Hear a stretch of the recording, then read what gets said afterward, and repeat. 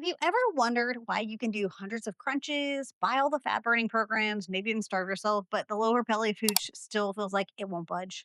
And worse, you're maybe dealing with back pain or leaking a little bit when you jump.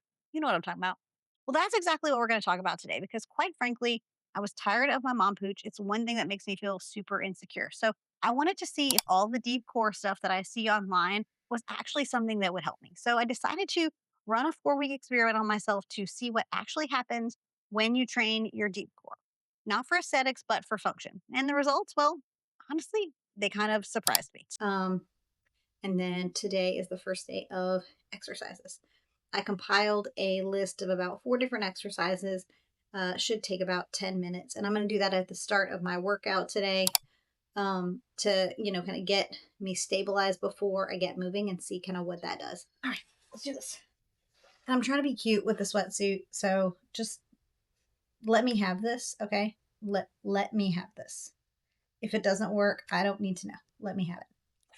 Cool, cool. Okay, love that. Thank you.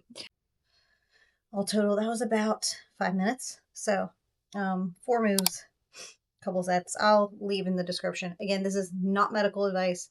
This is me doing an experiment based on my own research. You should always consult with your own doctor, especially if you're having severe pain. See a specialist. I'm just testing for my own benefit. This is honestly, I kind of hate putting it out on the internet, but here we are. This is one of my biggest insecurities, especially as somebody who makes this kind of content, but just as a woman generally. This is like a very, this is an area that is really sensitive for me. So I really hope that me sharing my vulnerability with you helps you in some way, because and I hope it doesn't get me mocked, truthfully. But here we are. So, day one.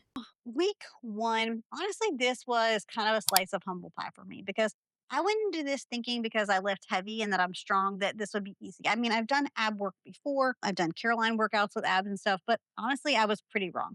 The first time I tried to really engage my deep core without compensating for my hip flexors, I was pretty much cooked within that first 5 minutes. So I didn't even try to test for the leak test this week because mentally I wasn't there for it. Okay. My sciatica was flaring up pretty badly and I was still getting some pretty sharp shooting pain down my leg.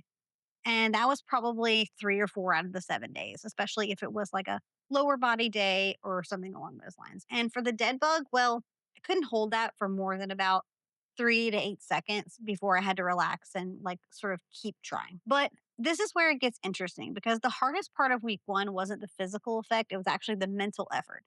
It requires so much focus for me, especially on those bridges, to actually, make sure I was activating my core in order to move my legs up. So I couldn't just zone out. I really had to be thinking about my rib cage position. And I think having the 90-90 with the pelvic tilt was really helpful because that helped me to really be able to feel that lower core. And I think that's one of the hardest parts. So if you feel like you're not doing anything, maybe try that as one of your main moves so that you can actually see and feel what's going on in your pelvic floor.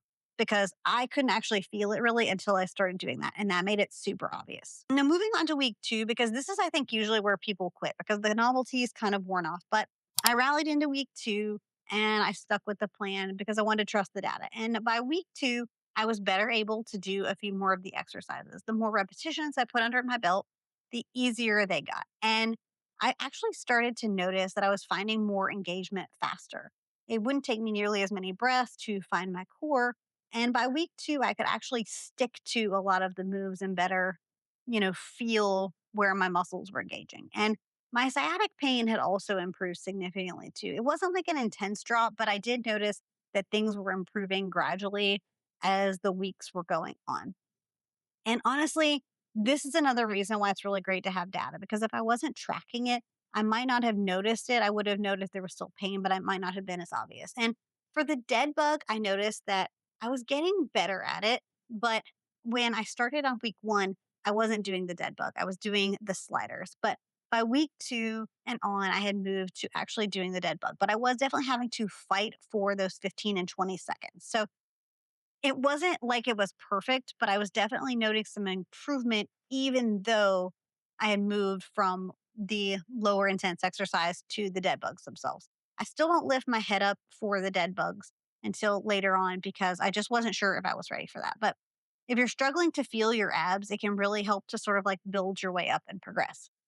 I also noticed that during my lifting sessions, I was almost immediately able to feel more stable and I wasn't flaring my ribs as much. I could notice almost immediately that after I would do my deep core before I would start my training, it was much easier for me to activate my total core while doing my lifts. And honestly, that was super powerful for me and one of my like biggest driving factors. Week 3 is honestly where things really started to click. At this point, I had the moves memorized, so I didn't keep having to reference my phone. And even though I'd been dealing on and off with illness, I've been trying to keep up with that even when I wasn't lifting.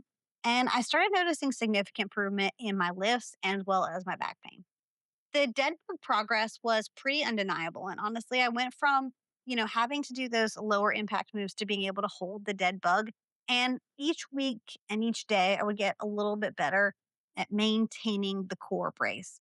And I decided to kind of test the waters with the impact. I did do a few jumping jacks. I forgot to record them during a warm up. And normally I would like get super worried, but I actually didn't feel any issue. And I noticed that things were kind of like locked into place. So I was really excited about that. But this brings me to a really important point about optimization because I think a lot of women avoid movements because of fear of like pain or leaks. And so they end up doing less and then their muscles get weaker. Then the pain gets worse. And so it's like this perpetual cycle. And so by isolating these deep muscles, we're breaking the cycle and we're actually building the foundation you need to be able to do the things that you love, whether it's running, whether it's jumping, or whether it's lifting heavy. So I also just wanted to mention nutrition briefly because I know some of you are going to ask in the comments, like, did you change your diet? And actually, no, I mostly ended up eating in maintenance, largely because I've been dealing with on and off illness. So I haven't really been able to maintain a deficit, but I did continue to prioritize my protein and my fiber. So week 4, like I said, by this point, I definitely had my routine down and it was taking me about 5 minutes to complete it and really felt pretty automatic. So I was really excited to see all of my test results because being able to do jumping jacks for 1 minute without leaks, it was a little touch and go, and I definitely need some more work. But it was really exciting to see the improvement that had happened. So no, it's not cured, but it's definitely better.